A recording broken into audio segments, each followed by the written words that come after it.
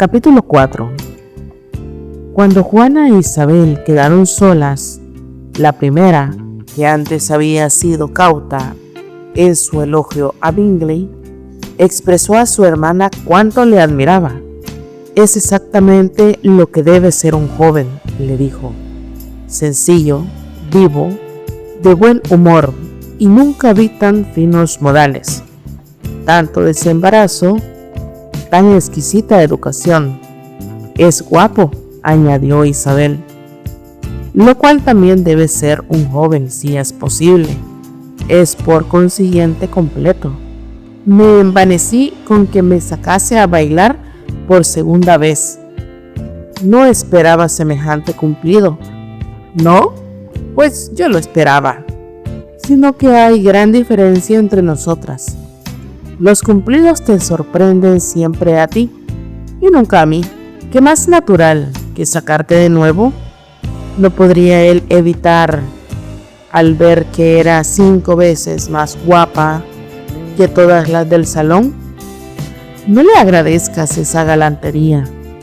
Cierto que es muy agradable y te permitió que te guste. Te han gustado muchos tontos, querida Isabel. Oh, bien sabes que eres muy dada a que te gusten todos en general. Nunca ves defectos en ninguno. A tus ojos, todo el mundo es bueno y agradable. No te he oído hablar mal de un ser humano en toda mi vida. Querría no ser dada a censurar a nadie, pero créelo, siempre digo lo que pienso. Sé que lo haces, y eso es admirable. Poseer tan buen sentido y ser tan modestamente ciega para las locuras y la falta de sentido de los demás. La afectación de candor es bastante común, se halla por doquiera, pero ser cándida sin ostentación ni propósito, fijarse en lo bueno de cada cual y aún mejorarlo y no decir nada de lo malo, es cosa que te pertenece solo a ti.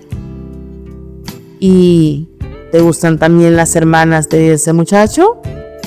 Sus modales no son como los de él. Cierto que no, al principio, pero son mujeres muy complacientes cuando él conversa con ellas. La soltera va a vivir con su hermano y cuidar la casa, y me engañaré mucho si no hallamos en ella una encantadora vecina. Isabel escuchó en silencio, pero no se convenció.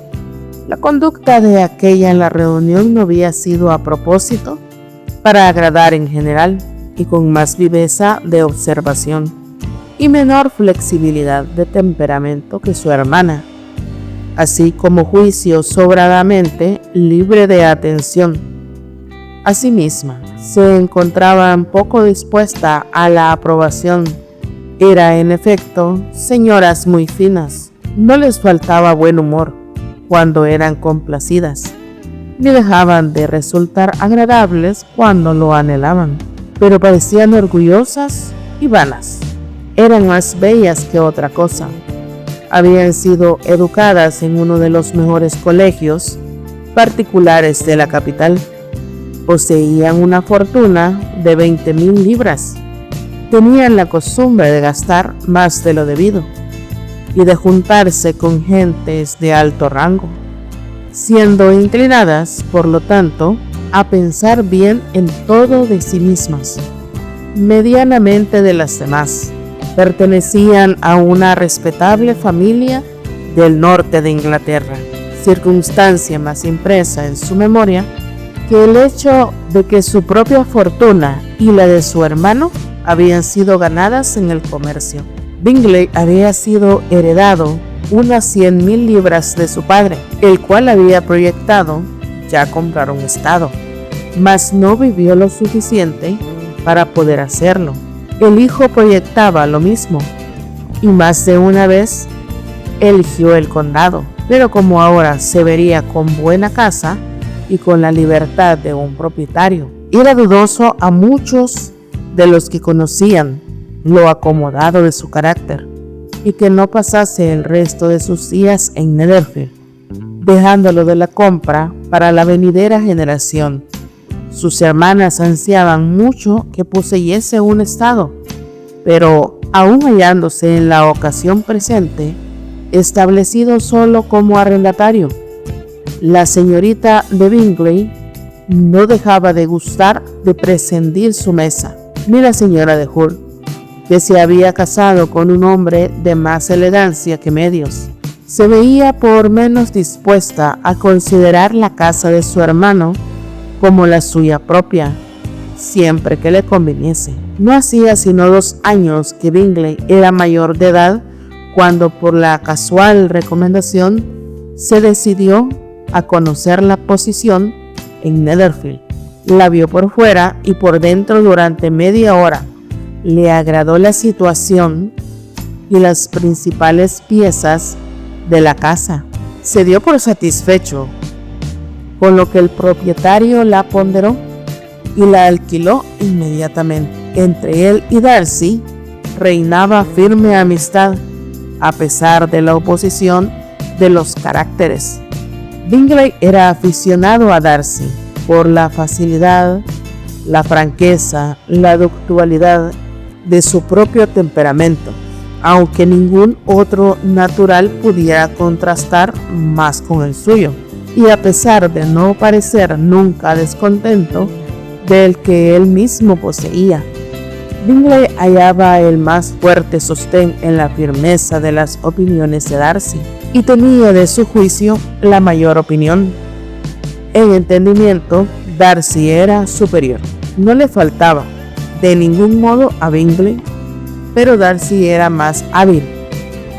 Era a la par altanero, reservado y desdeñoso, y aun estando bien educado, sus modales no resultaban atractivos. En ese particular, su amigo le aventajaba notablemente. Bingley tenía asegurado el agradar ahí donde se presentase. Darcy ofendía de continuo. La manera como hablaron de la reunión de Meryton fue sinceramente característica. Bingley jamás se había hallado con gente más agradable ni con muchachas más bonitas. Todo el mundo había estado atento y afable con él. Ahí no había habido etiqueta ni tiesura. Y aun cuando a la mayor de las Bennet no había concebirse ángel más bello, Darcy, por el contrario, había visto una colección de personas donde parecía escasa belleza y ninguna elegancia, por ninguna de las cuales sintió el menor interés, así como de ninguna recibiera atenciones ni satisfacción. Reconocía que la mayor de las Bennet era bonita, pero notaba que se sonreía demasiado. La señora de Hurst y su hermana concedían que así era, pero admiraba a dicha señorita y le gustaba, declarando la muchacha dulce, de quien no rechazaría mayor intimidad. Así pues, Juana quedó tenida por muchacha dulce y Bingley, autorizado con semejante recomendación, para pensar en ella a sus anchas.